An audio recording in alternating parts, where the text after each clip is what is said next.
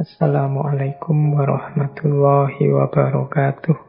Jadi, etika yang berhubungan dengan pengobatan untuk para dokter ini bisa juga etika semacam ini kita sebut applied ethic. Jadi, etika terapan untuk praktek pengobatan atau praktek kedokteran. Nah, yuk kita baca pelan-pelan Hippocrates Oath ini. Cuma ya saya ambil terjemahannya saja ya, tidak pakai Inggrisnya, biar teman-teman tidak tambah ngantuk. Karena kalau membaca bahasa Inggris saya itu kayak mendengarkan bahasa Inggris tapi dengan lidahnya orang Jawa. Jadi saya langsung masuk ke Indonesianya saja ya. Ini Hippocrates Oath. Nanti saya potong-potong sumpah ini, kita ambil bagian-bagian intinya. Pembukaannya begini sumpahnya.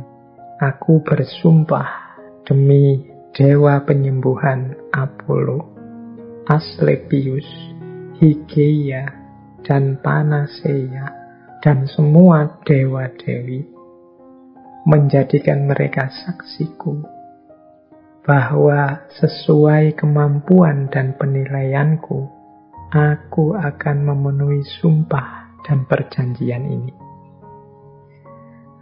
Ya karena Hippocrates orang Yunani, Tuhannya, dewanya, ya dewa-dewa Yunani saat itu, Apollo dan kawan-kawan.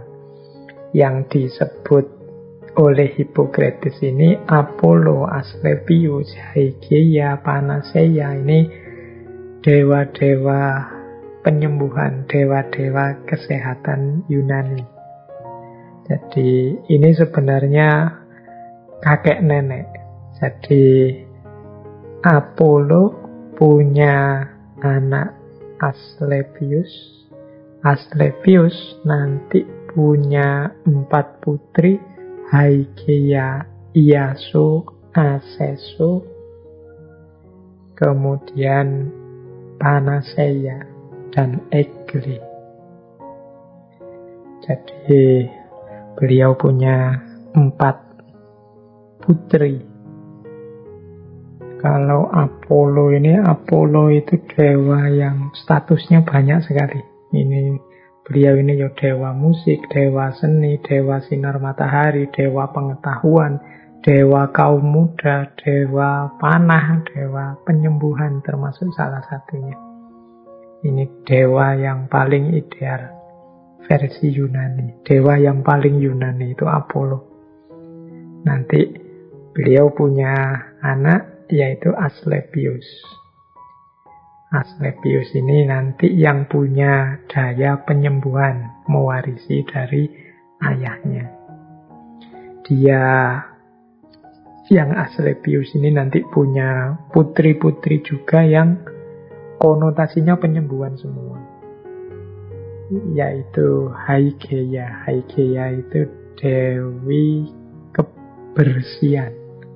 Ini nanti yang jadi akar kata higienis. Itu Hygieia, ini putrinya Asclepius. Nanti ada Dewi Ayasu. Dewi Ayasu itu dewi kesembuhan. Ada Aceso. Yang saya ingat Aceso ini kayak merek sabun ya. Aceso itu dewi proses pengobatan. Jadi dewi yang hubungannya dengan pengobatan. Kemudian ada juga Panacea. Panacea ini dewi obat. Ada lagi Egle. Egle ini dewi kesehatan. Jadi ini putri-putrinya Asclepius. Kalau teman-teman pernah lihat simbol kedokteran yang dalam bentuk tongkat yang dililit oleh ular, itu namanya tongkat Asclepius. Ini mirip dengan simbol kedokteran hari ini, orang menyebutnya tongkat Asclepius. Nah, Hippocrates membuka sumpahnya dengan demi dewa penyembuhan Apollo, Asclepius, Hygieia, Panasea, dan semua dewa-dewi. Mereka jadi saksi, aku akan memenuhi sumpah ini.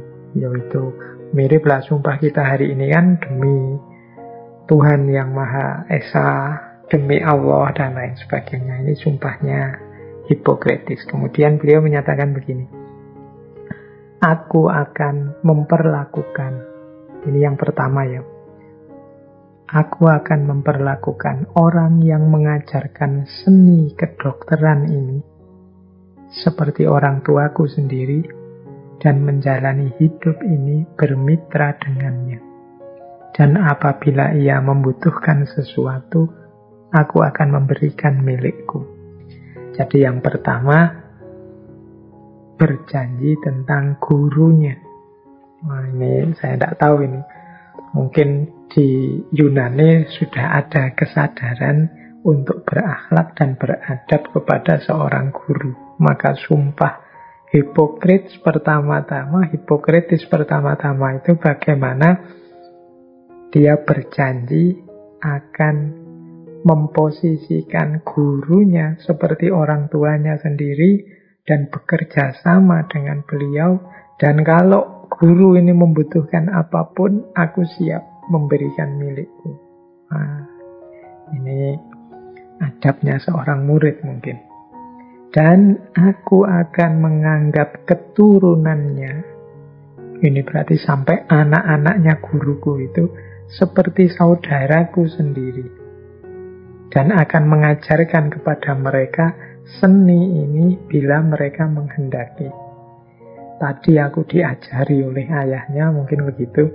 Sekarang aku harus mengajarkannya pada anak-anaknya kalau mereka menghendaki, tanpa biaya atau perjanjian, gratis. Kemudian memberikan pandangan dan tuntunanku dan semua pelajaran kepada anak-anakku dan anak-anak guruku, dan juga kepada murid-murid yang sudah membuat perjanjian dan mengucapkan sumpah ini sesuai dengan hukum pengobatan, dan tidak kepada orang lain. Jadi ini di bagian pertama sumpahnya, Hippocrates menyatakan penghormatannya, kepasrahannya pada gurunya, dan janji untuk melanjutkan didikan gurunya, memanfaatkan ilmunya, termasuk kepada anak-anak gurunya, anak-anaknya sendiri, dan juga murid-muridnya. Ini sumpah yang awal. Kita lanjutkan kalimat sumpahnya. Ini nanti jadi prinsip-prinsip penting dalam dunia pengobatan. Nah, yang pertama apa? Ini prinsip pertama dari sumpahnya Hippocrates. Di catatan saya adalah prinsip beneficence dan non-maleficence. Prinsip berbuat baik dan tidak menimbulkan kerusakan, mudorot, kerugian. Jadi kalimat pertama, saya akan menetapkan resep pengobatan demi kebaikan pasien saya, sesuai kemampuan dan penilaian saya, dan tidak akan pernah berniat menyakiti siapapun. Ini prinsip pertama bagi seorang dokter. Ya sebenarnya ini bisa dipakai profesi apa saja. Prinsip berbuat baik dan tidak menimbulkan mudorot atau kerugian. Misalnya saya dosen, saya berjanji akan mengajar dengan baik, menyebarkan ilmu dengan baik, dan tidak sebaliknya. Menimbulkan kerugian, menimbulkan kerusakan dengan ilmu saya. Ini prinsip berbuat baik dan prinsip tidak menimbulkan kerusakan. Ini teman-teman boleh mengadaptasikan ini untuk situasi apapun yang teman-teman hadapi, sesuai status dan kedudukan kita. Bahwa pertama-tama kita harus berniat berbuat baik dan niat untuk tidak merusak dan merugikan. Jadi ini kalau niat saja tidak mau, ya isinya pasti juga sesuatu yang tidak baik. Niat baik saja tidak, kan mestinya isinya ya tidak baik. Jadi sejak awal mari berniat baik dan tidak berniat untuk merusak, menjatuhkan. Ini prinsip pertama. Prinsip kedua adalah prinsip respect, menghormati kehidupan manusia. Saya tidak akan memberikan obat yang mematikan kepada siapapun, meskipun saya diminta. Saya juga tidak akan menyarankan rencana seperti itu, dan demikian pula saya tidak akan memberikan pesarium. Pesarium itu alat untuk menggugurkan kandungan kepada seorang wanita untuk menggugurkan kandungannya. Ini prinsip kedua. Jadi menghargai hidup manusia. Apapun situasinya, saya tidak akan memberikan obat yang mematikan. Dan juga tidak akan menyarankan untuk pasien-pasiennya milih mati saja. Tidak. Jadi bahkan tidak akan memberikan alat untuk menggugurkan kandungan. Berarti apa? Menghargai manusia bahkan sejak berada dalam kandungan. Nah, ini sumpah kedua dari Hippocrates. Jadi prinsip respect, menghormati hidup manusia di level apapun, dalam situasi apapun. Kemudian prinsip selanjutnya adalah prinsip mengakui keterbatasan diri. Saya tidak akan mengoperasi, bahkan untuk pasien yang penyakitnya telah nyata.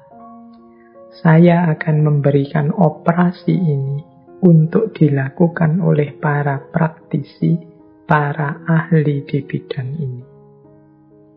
Jadi ini kesadaran diri tentang apa yang dia bisa dan apa yang dia tidak bisa. Ini Hippocrates, sebagaimana tradisi di Yunani, kalau teman-teman membaca zaman itu, untuk mengoperasi itu ada ahlinya sendiri. Jadi ada orang-orang yang memang tukang operasi.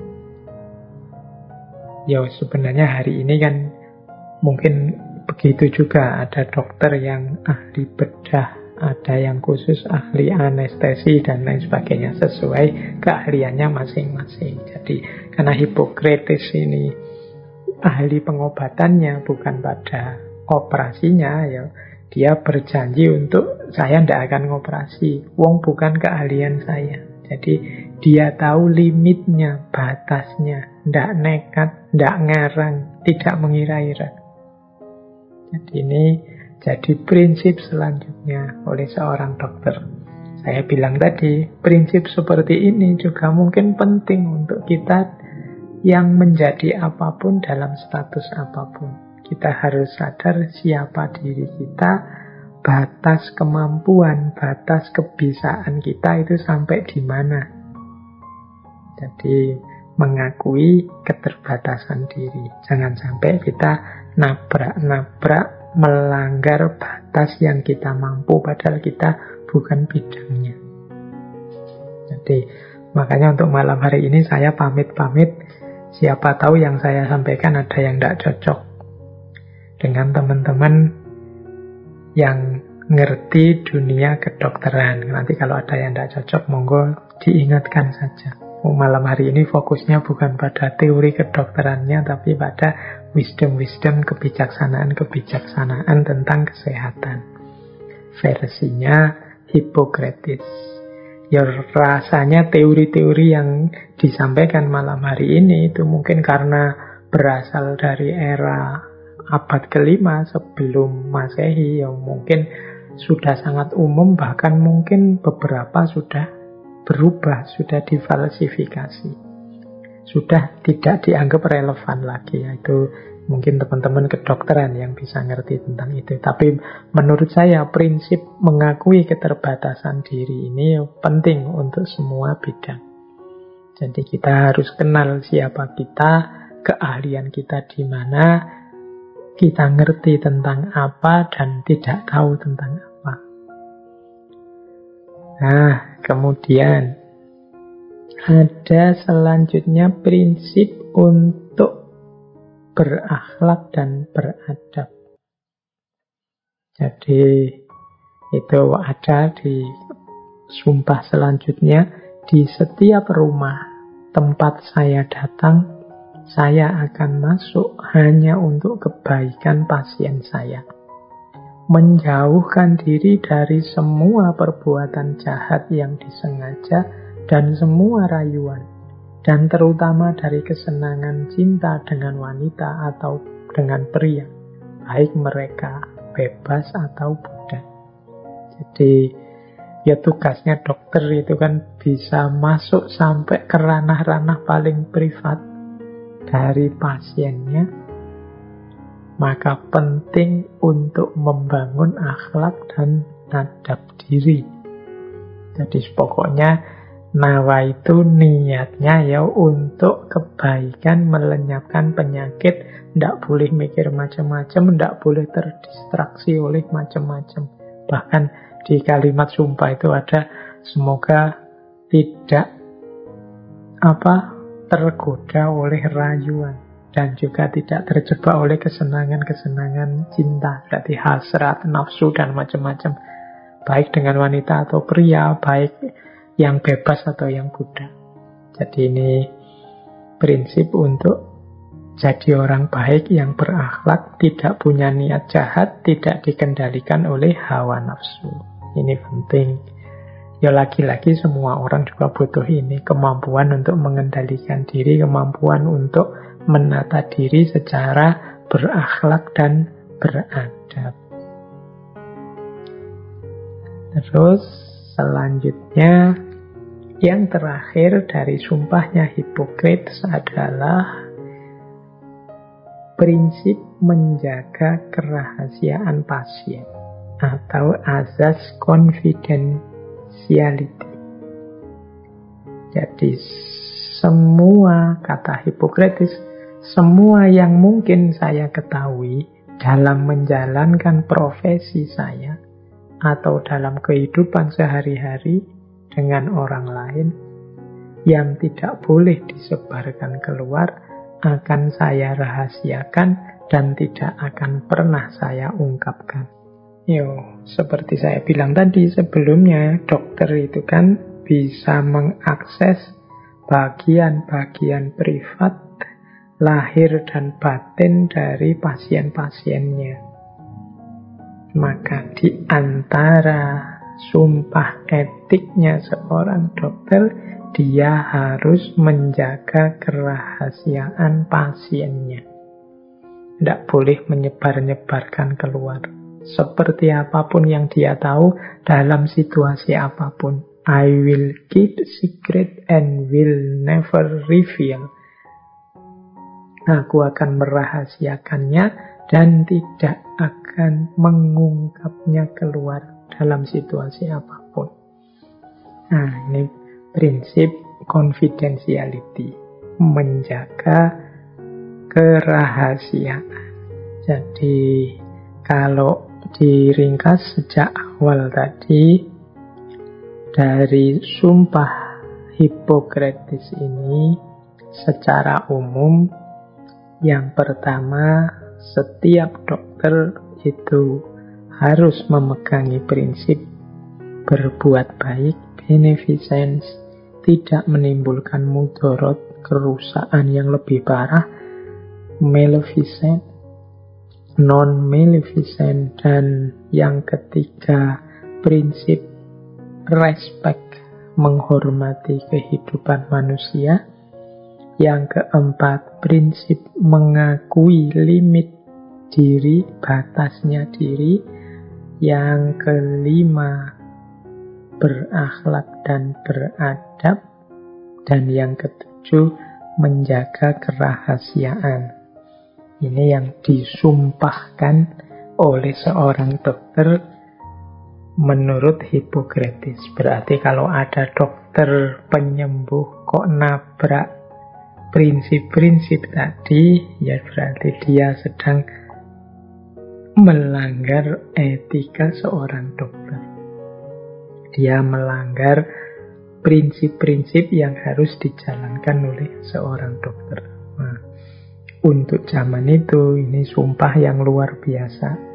Bahkan nanti menginspirasi generasi-generasi selanjutnya untuk merumuskan sumpah-sumpah kedokteran sebagai prinsip etik yang harus dipegangi oleh seorang dokter dalam menjalankan pengobatannya. Yos, istilahnya dokter tadi secara umum ya untuk semua saja para penyembuh, atau bisa juga lebih luas tadi saya bilang segala macam profesi sebenarnya juga membutuhkan sumpah Hippocrates ini, khususnya yang berhubungan dengan orang lain. Kan banyak sekali profesi yang berhubungan dengan orang lain, tidak hanya kedokteran. Pendidikan mungkin begitu juga, perdagangan mungkin begitu juga, dan lain sebagainya. Baik, itu salah satu yang terkenal dari Hippocrates. Selain tadi epidemiologi, kemudian observasi klinis, kemudian sumpah kedokteran. Nah, kita lanjutkan. Ada satu teori yang terkenal sekali dari Hippocrates, yaitu teori kepribadian manusia. Jadi Hippocrates mengamati ada unsur-unsur dalam diri manusia yang itu manifestasinya berhubungan dengan cairan yang ada dalam dirinya, yang itu nanti berpengaruh terhadap kepribadiannya. Ini teori ini diinisiasi oleh Hippocrates, nanti dilanjutkan oleh filosof Romawi yang lain, yaitu Galenus. Nah, kita lihat ya, ini teorinya unik. Dalam diri manusia, kata Hippocrates, ada 4 unsur, yaitu unsur tanah, unsur air, unsur udara, dan unsur api. Yang 4 unsur ini berhubungan dengan cairan-cairan tubuh. Unsur tanah itu diwakili oleh kole. Nah, kole itu empedu yang warnanya kuning. Unsur air diwakili oleh melankole. Melankole itu empedu yang warnanya hitam.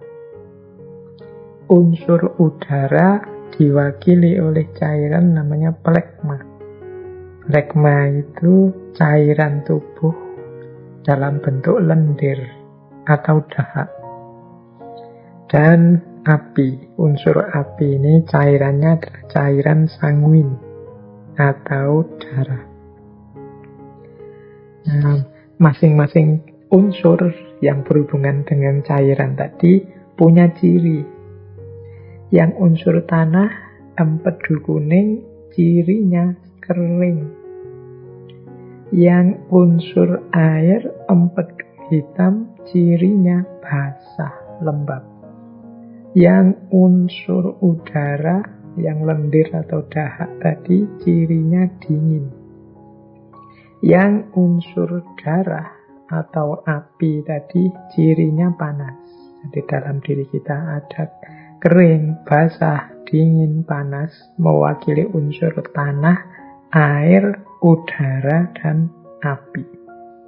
Dengan manifestasi masing-masing cairannya tadi, empedu kuning, empedu hitam, lendir, dan darah. Nah, menarik kalau dalam teorinya Hippocrates, masing-masing unsur dalam diri kita, ini silahkan dicari mana yang dominan. Yang dominan itulah nanti yang jadi dasar karakter atau kepribadian. Misalnya, kalau yang dominan unsur tanah, berarti cairan empedu kuningnya banyak dominan, cirinya kering tadi, melahirkan tipe kepribadian namanya koleris. Nanti kita jelaskan ya. Ini dipahami dulu saja. Unsur air yang basah itu kalau dominan dalam diri kita akan melahirkan tipe kepribadian yang melankolis. Unsur udara yang dingin itu kalau dominan dalam diri kita melahirkan tipe kepribadian plekmatis. Unsur api dalam diri kita, ini kan cirinya panas. Kalau dia dominan, melahirkan tipe kepribadian namanya sanguinis. Jadi ada orang itu yang cirinya sanguinis, plekmatis, melankolis, koleris. Orang sanguinis itu karena unsur apinya, cairannya berarti darah, cirinya dia panas, lebih dominan. Kalau yang plekmatis itu ketika seseorang lebih dominan unsur udara atau plekma atau lendir atau dahak yang coraknya dingin. Kalau tipe melankolis berarti yang dominan adalah air yang sifatnya basah. Kalau yang koleris berarti yang dominan unsur tanah yang sifatnya kering. Wah, ini mirip kayak teori dalam diri kita. Ini ada makrokosmos. Alam semesta ada dalam diri kita. 4 unsurnya lengkap. Tanah, air, udara, api. Tinggal mana yang dominan. Nah, sekarang kita jelaskan. Kalau orang itu dominan panasnya sanguinis itu seperti apa? Kalau orang dominan yang dingin atau plekmatis itu seperti apa? Kalau orang dominan yang basah melankolis seperti apa? Kalau orang dominan yang kering koleris seperti apa?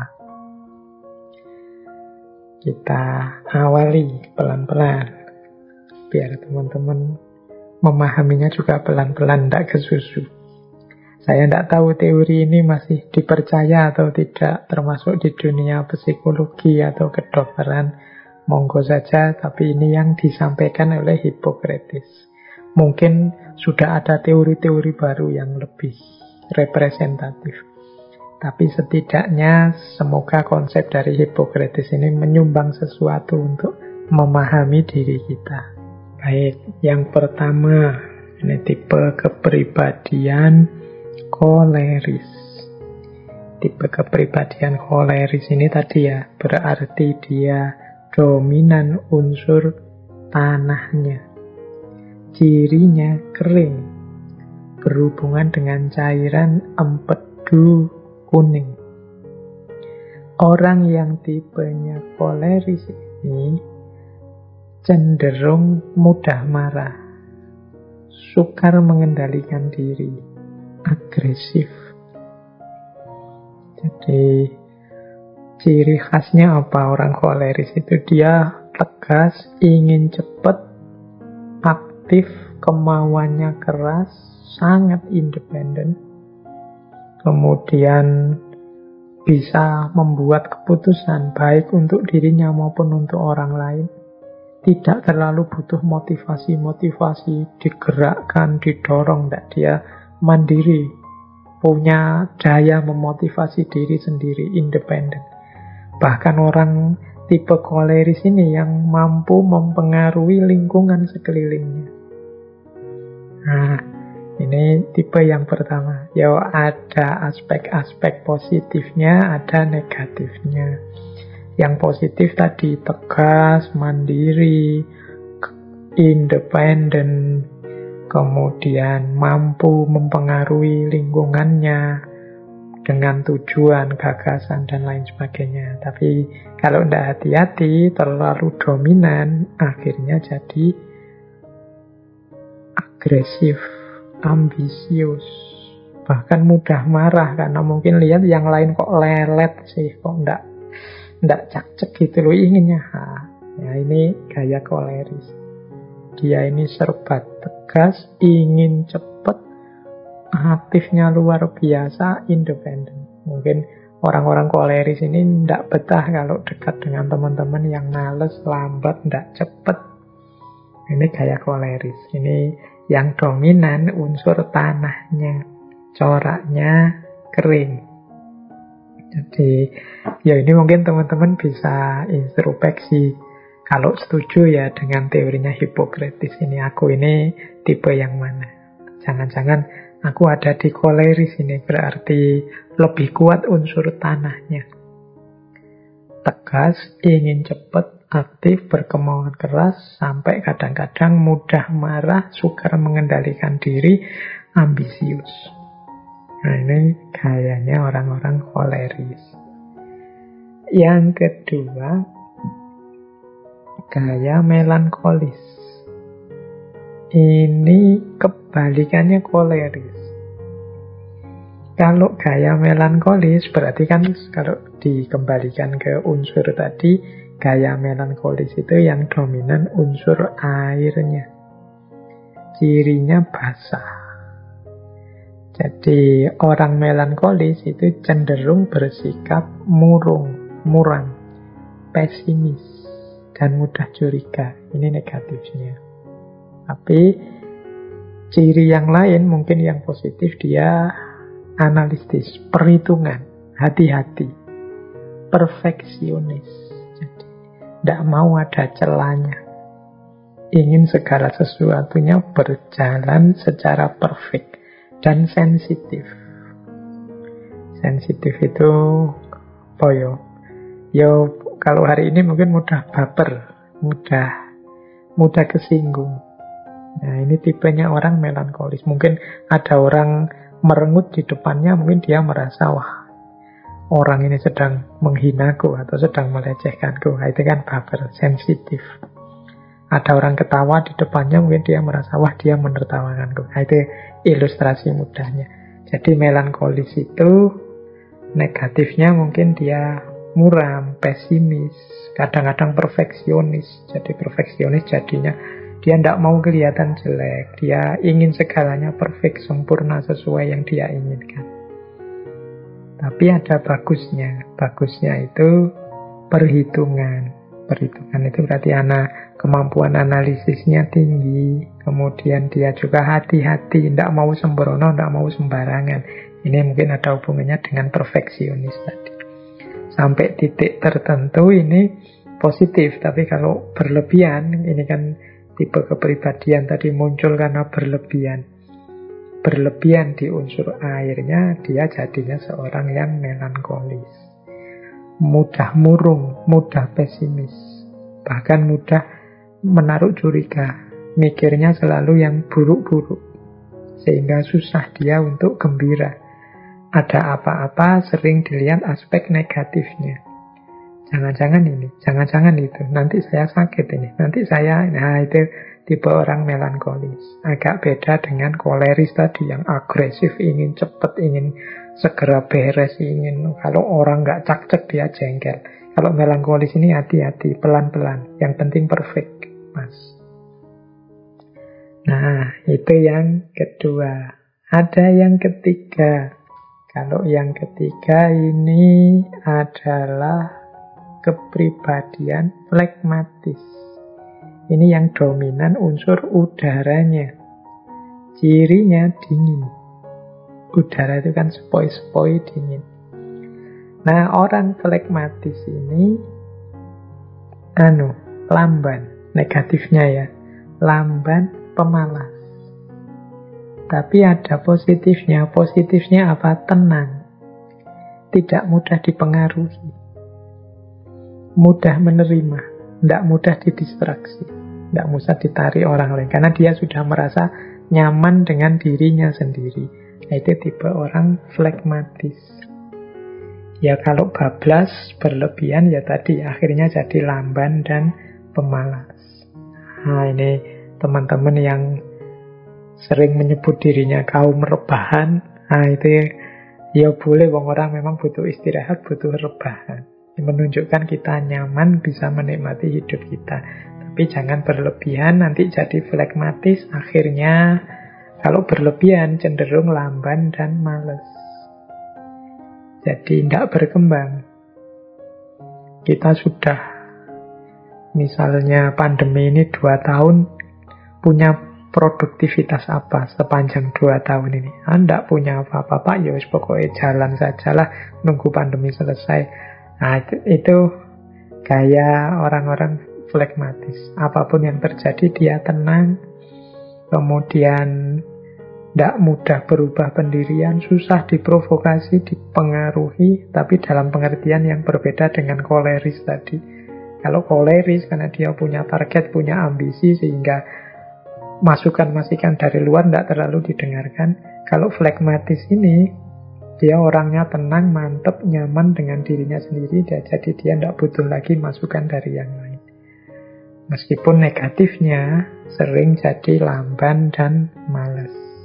Nah ini kepribadian flekmatis.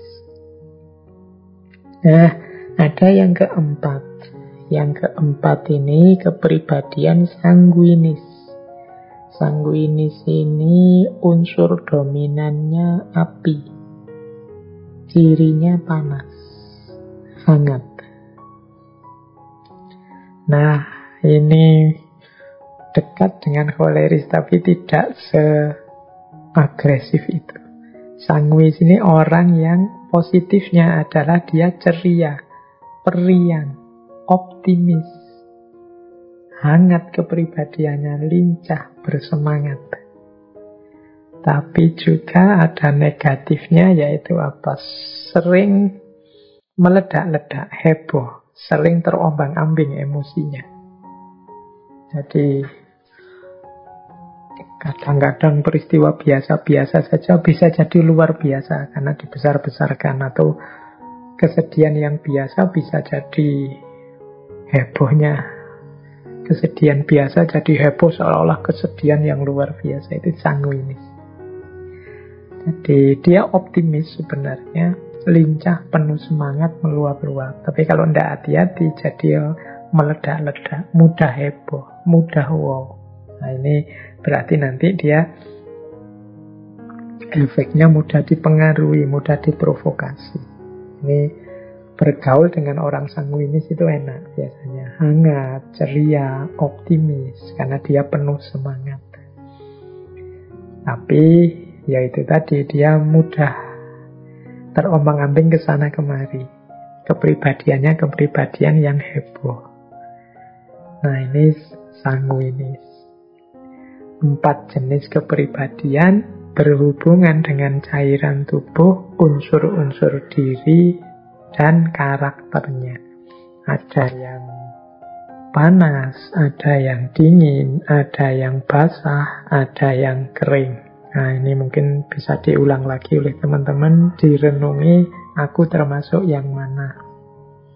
Berarti, oh dominan tanahnya, oh kalau aku dominan airnya, atau kalau aku dominan udaranya, kalau aku dominan apinya. Wah, saya merasa cenderung flekmatis, Pak. Saya lebih suka menikmati diri sendiri, tidak mau diusik orang lain. Saya sudah tenang dan tidak usah peduli dengan orang mau apa. Atau, wah, saya ini kok rasanya melankolis ya, Pak. Serba takut, serba pesimis. Selalu banyak khawatir kalau ada apa-apa. Itu melankolis. Atau, wah, saya khawatir ini jangan-jangan saya koleris ini, Pak. Saya kok rasanya ambisius sekali, agresif sekali, ingin ini, ingin itu. Jengkel sekali saya kalau ada teman kok lambatnya.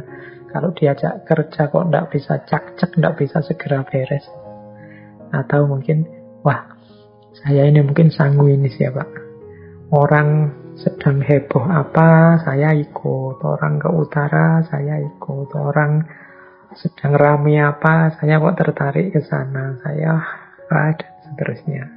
Hidup saya gembira sih Pak, tapi ya isinya heboh-heboh terus, meledak-ledak terus. Kok rasanya hari ini kalau orang sanguinis itu kan dia akan capek karena habis viral ini, viral itu. Oh, dia akan terombang-ambing mengikuti situasi. Baik, ya ini teori saja dari Hippocrates.